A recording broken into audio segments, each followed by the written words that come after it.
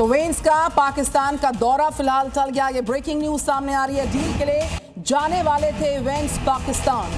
तो आपको बता दें कि ईरान से कोई संकेत नहीं मिलने के बाद जेडी वेंस पाकिस्तान नहीं गए, उनका दौरा टल गया है। ईरान से कोई संकेत ना मिलने के बाद ये फैसला लिया गया। आपको बता दें इससे पहले व्हाइट हाउस में लंबी बैठकों का दौर चला, उसके बाद ये फैसला हुआ कि जेडी वेंस पाकिस्तान नहीं जा रहे हैं। राष्ट्रपति ट्रंप के बयान ने अमेरिका ईरान समीकरण को एक नया मोड़ दे दिया है। पहले सीज़फायर से इंकार करने वाले ट्रंप ने अब एक तरफा युद्ध विराम की घोषणा कर दी। साथ ही साथ सैन्य चेतावनी भी दी जा रही है। अमेरिकी राष्ट्रपति ट्रंप ने ईरान के साथ जारी तनाव पर बयान देते हुए कहा था कि वो सीज़फायर बढ़ाने के पक्ष में नहीं है और जल्द बेहतरीन समझौते की उम्मीद कर रहे हैं। अब खुद ही ट्रंप ने एक तरफा सीज़फायर की घोषणा कर दी है।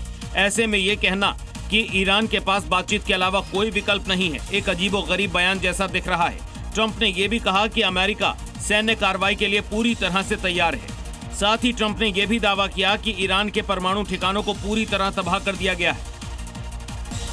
तो ईरान का अमेरिका को दो टूक जवाब, शांति वार्ता में नहीं होंगे हम शामिल, कहा ईरान ने। तो पाकिस्तान के जरिए यूएस को जानकारी भेजी ईरानी न्यूज एजेंसी तस्नीम ने यह दावा किया है। ईरान की तरफ से कहा जा रहा है कि शांति वार्ता में वो शामिल नहीं होंगे। इसी संकेत का इंतजार लगातार अमेरिका की तरफ से किया जा रहा था। अमेरिका को दो टूक जवाब ईरान की तरफ से दिया गया है। तो शांति वार्ता में शामिल नहीं होंगे। पाक के जरिए यूएस को भेजी है जानकारी ईरानी न्यूज एजेंसी तस्नीम का ये दावा है। ईरान संघर्ष के बाद अमेरिका की सैन्य तैयारियों पर दबाव साफ नजर आ रहा है। हथियारों के घटते हुए भंडार, बढ़ते हुए खर्च और इंटरसेप्टर्स की जरूरत ने पेंटागन को नए बजट की मांग करने पर मजबूर कर ही दिया। ईरान के साथ जंग के बाद अमेरिका के सैन्य भंडार पर दबाव बढ़ गया है। मीडिया रिपोर्ट के मुताबिक अमेरिकी रक्षा मंत्रालय पेंटागन ने मिसाइल इंटरसेप्टर समेत अहम हथियारों की खरीद के लिए $30 अरब, करीब 2.5 लाख करोड़ रुपए से ज्यादा की मांग की है। अमेरिकी सैन्य अधिकारियों के मुताबिक युद्ध के दौरान बड़ी मात्रा में इंटरसेप्टर और गोला बारूद खर्च हुआ है, जिससे स्टॉक घट गया है। ये बजट भविष्य के खतरों से निपटने और सैन्य तैयारियों को मजबूत करने के लिए मांगा गया है। ईरान की सड़कों पर खुर्रम शहर मिसाइल में लोगों ने यहाँ पर स्वागत किया है इस मिसाइल का।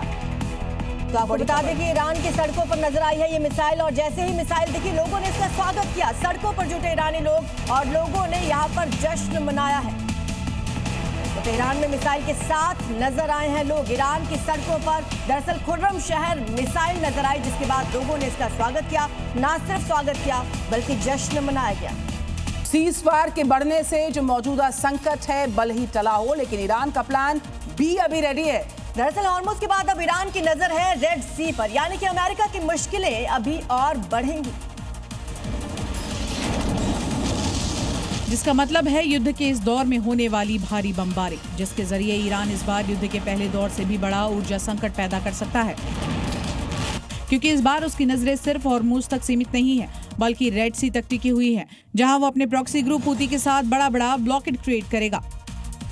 ईरान के इस नए प्लान से ऊर्जा का बेमियादी संकट खड़ा हो सकता है, क्योंकि हॉर्मुज़ से जहां दुनिया के तेल गैस सप्लाई का 20% हिस्सा ब्लॉक होता है, तो वहीं दायरा रेड सी तक बढ़ने से ये 32% तक पहुंच जाएगा।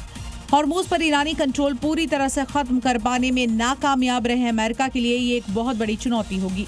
हिजबुल्लाह का अटैक सामने आया। इजरायली सेना पर रॉकेट से हमला बोला गया है। हिजबुल्लाह लड़ाकों ने ड्रोन्स दाग दिए हैं। इजरायली अटैक्स का जवाब दिया गया। ये बड़ी खबर, सीज़फायर के बाद हिजबुल्लाह के अटैक की खबर सामने आ रही है। सीज़फायर के बाद दोनों तरफ से ही लगातार उल्लंघन किया जा रहा है। इधर हिजबुल्लाह ने अटैक किया है, जिसकी ये तस्वीरें आप देख रहे हैं। इजरायली हमलों का कुछ इस तरीके से हिजबुल्लाह की तरफ से जवाब दिया गया।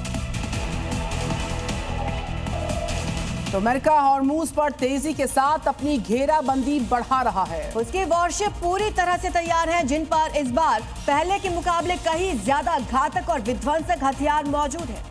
पारंपरिक मिसाइल फाइटर्स के साथ ही इस बार अमेरिका लेजर हथियारों का इस्तेमाल करने वाला है, जिनमें से एक का नाम है locust.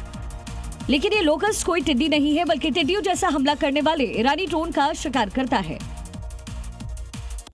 USS George H.W. Bush पर तैनात ये सिस्टम ईरानी ड्रोन का काल है, जो इन्हें हमला करने से पहले ही खत्म कर देता है। इस सिस्टम को मोबिलिटी के लिए डिजाइन किया गया ताकि इसे गाड़ियों और जहाजों पर लगाया जा सके। ये सिस्टम ड्रोन जैसे हवाई खतरों के खिलाफ कम लागत वाली हार्ड किल क्षमता देती है, जबकि इससे पहले तक अमेरिका को अपने महंगे थार्ड और पेट्रियट जैसे महंगे डिफेंस सिस्टम का इस्तेमाल करना पड़ता था।